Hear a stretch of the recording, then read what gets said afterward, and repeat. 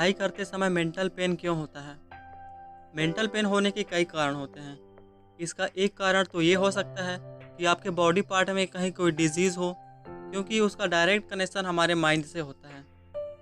अगर ऐसा नहीं है, तो इसके अलावा और भी कई कारण होते हैं, जैसे स्ट्रेस या तनाव की वजह से, जो सब्जेक्ट आप पढ़ रहे हैं, उसमें रुचि ना होने की वजह से, या उस सब्जेक्ट में रुचि ना हो और ज़बरदस्ती आपको पढ़ना पड़ रहा हो, या फिर आपने ऐसा सब्जेक्ट चुन लिया हो जो आपको पढ़ना पसंद ना हो।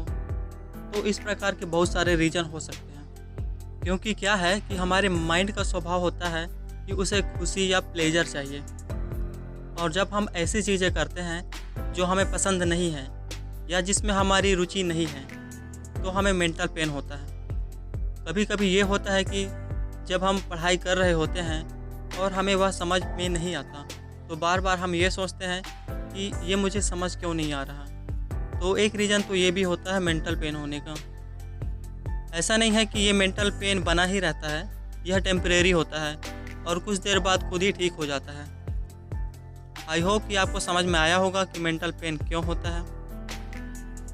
वैसे मेंटल पेन होना नॉर्मल है, लेकिन अगर ऐसा बार बार होता है तो हमें डॉक्टर की सलाह लेनी चाहिए और उन्हें दिखाना चाहिए।